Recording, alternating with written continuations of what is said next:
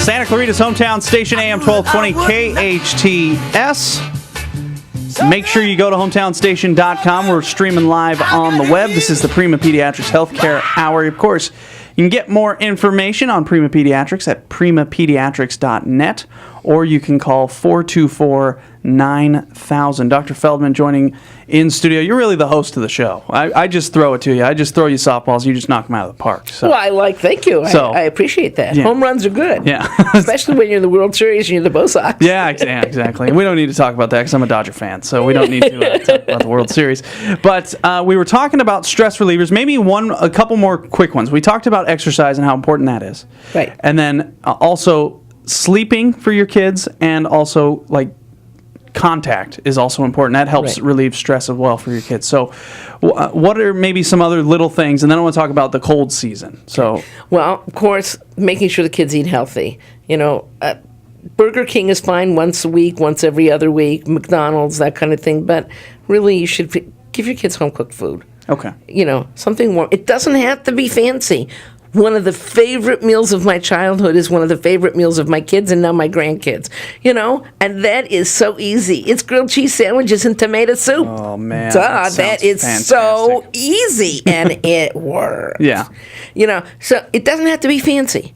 If kids love simple stuff, so go simple. If you don't have time to make something for dinner, throw up and scramble some eggs and serve breakfast instead. Brinner. Good old Brinner. Brinner is fabulous. Big fan of Brinner. Right. Yeah. But simple, wholesome, easy food, nothing heavy in fats and stuff, because if your kids are eating a healthy diet, it's going to improve their immune system as well.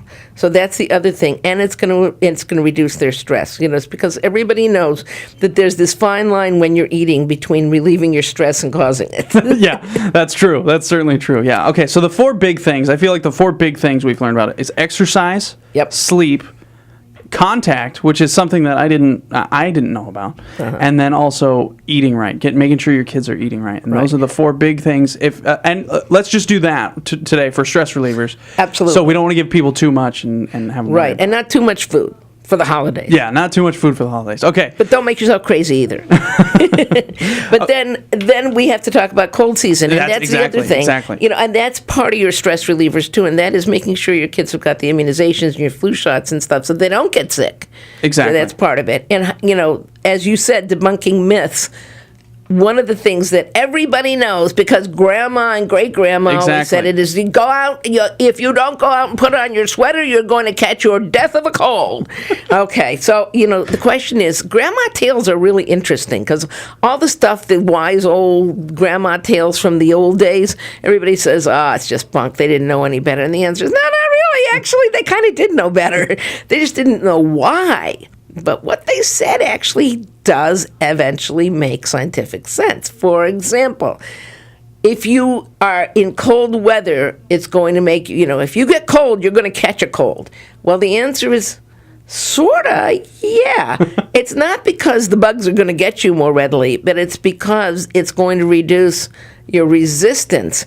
So if you're in cold weather to begin with, even if you're bundled up, if it's cold enough, and it occasionally does get that cold up here, especially at night. Yeah, okay. Yeah. No, we're talking about below 50. Okay, that's okay. Yes, we're talking about 30s and 40s. Happens all the time. At night, certainly. Yeah. So what happens is that, number one, it makes a change in the type of environment. There are different germs coming out. That's why all the cold viruses are around at this time of the year, because of the temperature change to a large extent. And then the other part of it is that if you are cold, then the little hairs inside your nose, everybody has nose hairs. Some of them are more obvious than others. But anyway, there's the little hairs inside your nose, and they are attached to little things called cilia. There's little teeny tiny things that are constantly moving, and they're constantly moving mucus forward to trap the germs and throw them away. But the colder it gets, the thicker the mucus is. So the mucus can't move as fast, so it's too thick. And the colder it gets, the slower the cilia move.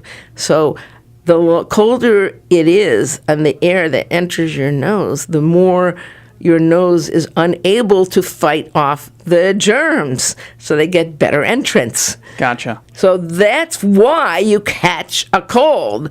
It's not because you actually made the germs more readily available, but you made them more readily available to your body. You wore down the resistance of your body. And so even if you're wearing a sweater, and in fact, it's interesting, they did this experiment, and it works.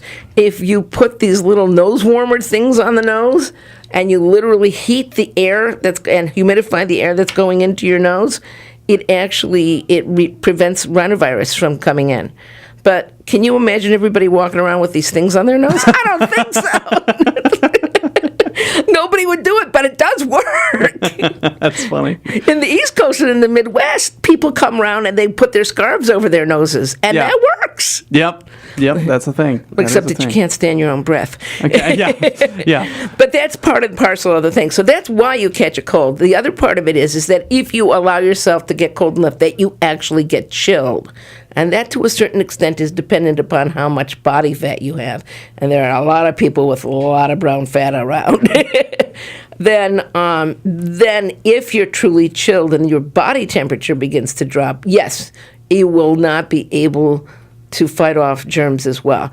But, of course, for most people, if they've gone out without their sweater, as long as they're not getting chilled, it doesn't make a darn bit of difference. And the bigger you are, the less clothes you need.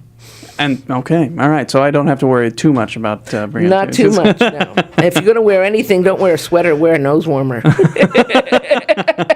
Actually, that is a thing. My mother-in-law always tells me to cover my mouth out or cover my face when I go out in the cold. Yeah, well, actually, she was right. It's just like castor oil. In the old days, all the mothers used to give you castor oil and herring. Yeah, exactly. And brown bread. And you know why? Because it was your vitamin D. Well, there you have it. So they didn't know that they were what they were doing, but they knew it was good. It was good for you. Well, that's funny. All right, we got to take another break. We're going to talk more about cold season and how to prevent it, and maybe some myths as well. Okay. On the Prima Pediatrics Healthcare Hour on AM 1220 KHTS.